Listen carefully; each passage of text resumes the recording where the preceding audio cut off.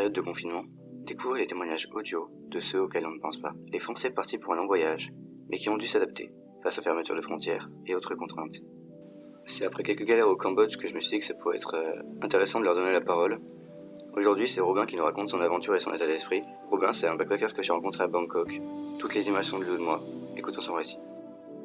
Salut, je m'appelle Robin, j'ai 21 ans. Je voyage en Asie depuis plusieurs mois, depuis le mois de janvier. À la base, j'avais prévu de partir environ 3 à 6 mois, donc avec comme premier pays le Cambodge, la Thaïlande, Singapour et le Vietnam.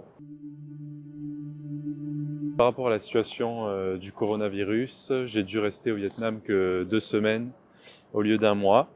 Car en fait au Vietnam tout fermé, c'est-à-dire que les sites touristiques n'étaient plus accessibles. J'avais prévu notamment d'aller dans la baie d'Along ou dans les rizières, vers Sapa, vers Ninh Binh, sauf que tout était fermé. Et en plus, il se trouve que je connais des Français qui ont été refusés dans dans leurs hôtels, donc ils sont arrivés au moment du check-in et ils n'étaient pas acceptés. Ou alors ils ont dû annuler parce que carrément, l'hôtel fermé. Donc c'est vrai que ça devenait compliqué au Vietnam. En plus, on était regardé de travers. Moi, j'ai eu une dame une fois qui m'a limite menacé. Enfin, c'était en rigolant, mais en me faisant des gestes en mode je vais te couper la tête, des trucs comme ça. Donc c'est vrai que c'était pas très rassurant. En plus au Vietnam j'ai eu pas mal de péripéties, à savoir que, donc pour l'anecdote, que j'ai perdu ma carte bancaire, ou volée, qui sait. Et je pouvais pas vraiment prévoir de la recevoir parce qu'en fait je savais pas à 2 jours près, dans mon voyage, où c'est que j'allais aller être. Je voyage sans itinéraire, donc je fais un peu au jour le jour. Et le problème c'est que là au Vietnam, à la base j'avais prévu de la recevoir à Hanoï. Sauf qu'en fait, je suis pas allé à Hanoï. Donc, une fois que je suis arrivé à Kuala Lumpur en Malaisie et que je savais que j'allais y rester un petit moment, j'ai fait envoyer ma carte. Donc, j'ai enfin ma carte, ma nouvelle carte bancaire. Mais pour revenir au Vietnam, c'est vrai que la situation devenait trop compliquée, ça servait à rien de rester. Et sur le site du gouvernement, il marquait même que toute personne étrangère pouvait être enfermée en quarantaine sur le champ. S'il le souhaitait. Donc moi, j'avais pas envie de me faire enfermer en quarantaine ou de me faire renvoyer en France. Donc j'ai pris la décision d'aller en Malaisie, où à l'époque il n'y avait pas beaucoup de cas et il y avait vraiment aucun souci. Sauf que du jour au lendemain, à cause de rassemblements islamiques, il y a eu une propagation. Et du coup, c'est devenu là actuellement le pays où il y a le plus de cas de coronavirus. En Asie du Sud-Est. Et donc du coup, ils ont tout fermé. Enfin, du jour au lendemain, on est passé en confinement, alors que je suis arrivé, je pensais pouvoir visiter la Malaisie, tout allait bien, et au final, là, on est en confinement, donc c'est dans le même état qu'en France. C'est-à-dire qu'on sort juste pour faire les courses ou pour passer un appel ou pour prendre l'air un petit peu, mais on va pas plus loin que sa rue, quoi. Et on évite un maximum les déplacements. Donc là, ça fait déjà une semaine que je suis confiné. C'est vrai que c'est pas facile parce que tu vois la piscine, la salle de sport, depuis ta fenêtre, tu dis j'ai envie d'y aller, mais tu peux pas parce que tout est fermé. T'as envie de visiter la ville, mais tout est fermé. T'es confiné chez toi. Donc c'est vrai que c'est pas facile comme situation. Après, ça permet de reprendre du temps pour se poser un petit peu, pour reprendre du temps pour soi. Et puis c'est vrai qu'après 2 mois et demi de voyage, parce que là, ça faisait déjà depuis début janvier que je voyageais, ça fait du bien de se poser un petit peu et puis d'un peu prendre le temps de trier ses photos, faire le point un peu sur son budget, se reposer. Du coup là, je suis avec des amis français, donc on est 5 dans un Airbnb. Donc ça va, je suis pas tout seul, donc c'est pas déprimant, mais c'est vrai que si j'étais tout seul, franchement, ça serait un peu long. Déjà que pendant quelques jours, ça a été long parce qu'au début, j'étais seul, mais il se trouve que j'ai rencontré ces personnes grâce à Instagram. Enfin, je les connaissais depuis quelques temps et du coup, on s'est dit pourquoi pas faire cette petite coloc ensemble, ça serait plus sympa. Et du coup, voilà, maintenant on est ensemble. Normalement, la Malaisie est en confinement jusqu'au 31 mars, mais ce sera probablement prolongé. Donc là, on ne sait pas, on attend de voir, mais en tout cas, on n'a pas envie de rentrer en France. Parce qu'en fait, que ce soit pour moi ou pour les autres personnes avec qui je suis, en fait, on se trouve dans une situation où, à la base, on avait prévu de voyager pour plusieurs mois, environ 6 mois, on va dire, et pour certains même jusqu'à 10 mois, je crois. Et donc, c'est vrai que quand on est à 2 mois et demi de road trip, c'est vrai que c'est assez dur de prendre la décision d'arrêter, de rentrer en France et de te dire c'est fini alors que ça faisait que 2 mois et demi.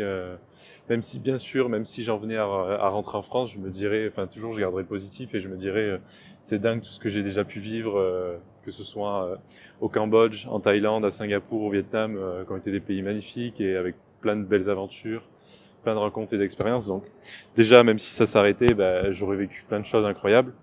Mais c'est clair que quand tu avais prévu d'aller dans d'autres pays, de faire encore d'autres choses et que tu dis que finalement ce sera sûrement pas possible, c'est vrai que c'est dur. Après nous on reste là parce qu'on a l'espoir que d'ici 2 semaines ou un mois ça s'arrange en Malaisie, qu'on puisse visiter la Malaisie et puis après éventuellement d'autres pays dans les alentours.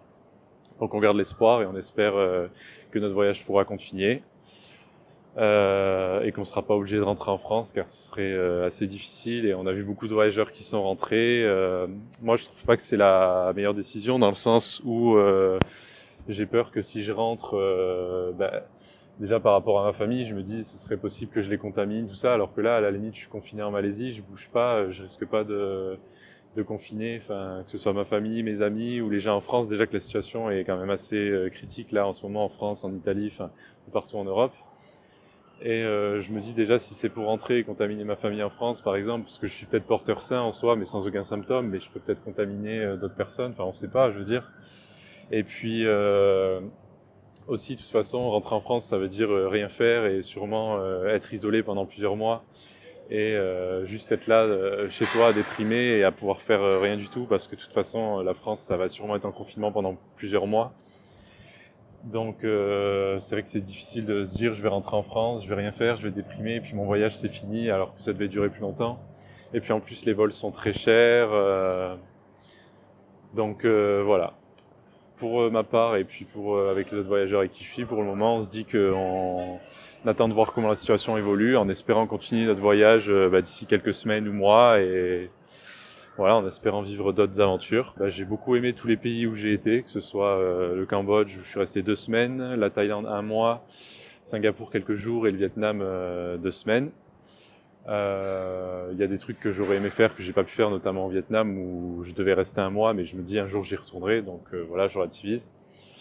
Et après j'aime beaucoup l'Asie vraiment en général, que ce soit la bouffe, les paysages, la façon de vivre, la façon de voyager aussi, parce que je trouve vraiment les choses simples ici, et puis je me sens vraiment en sécurité, et puis à part quelques péripéties au Vietnam, vraiment j'ai vraiment eu aucun souci avec ces pays, et franchement je trouve vraiment que c'est incroyable comme continent, et j'espère pouvoir continuer à le découvrir.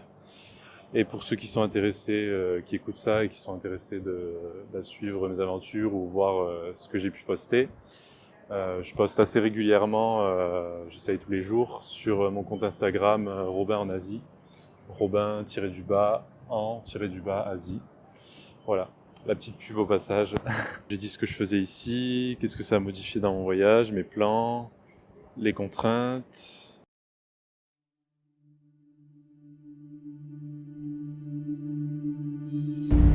Je pouvais juste rajouter un truc, c'est qu'on voit quand même malheureusement certains comportements, que ce soit en France ou même ailleurs dans le monde, où les gens montrent un peu leur égoïsme à vouloir faire des provisions, à acheter 30 000 courses, alors que, voilà, faut en laisser aux autres, quoi.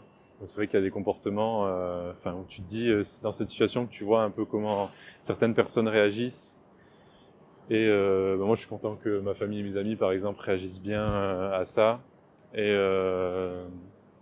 malheureusement, j'ai des amis qui sont impactés par le virus. Après, c'est pas sûr qu'ils l'aient non plus. Et en France, pas tout le monde peut faire des tests et c'est normal. C'est réservé aux personnes qui sont vraiment dans une mauvaise situation. Mais puis en général, quand on a notre âge, ça fait de très légers symptômes, donc on va pas forcément mourir. Mais bon, c'est vrai que c'est inquiétant quand tu dis que ta famille ou tes amis peuvent être touchés et tout ça. Et puis sinon, non, mais ouais, ça fait prendre conscience quand même de pas mal de choses. Et puis aussi pour la planète et tout ça.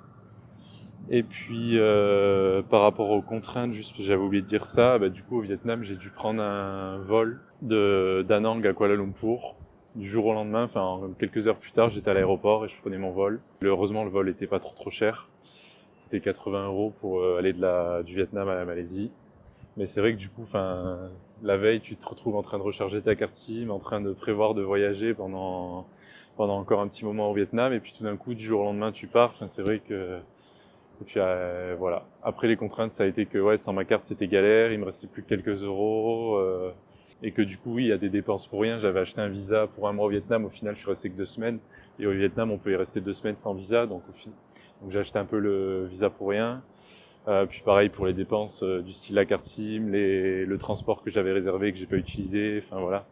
Après heureusement les hôtels que j'avais réservés pour la suite du Vietnam, enfin il y en avait qu'un vu que je prévois pas longtemps à l'avance, j'ai pu l'annuler donc ça a été, j'ai pas eu vraiment de soucis puis rien de grave donc je relativise. Bon bah à bientôt en tout cas et puis prenez soin de vous. Donc, merci beaucoup Robin pour ton témoignage. J'espère que ton voyage va vite reprendre. Donc ça sera à suivre sur son Insta. Hein.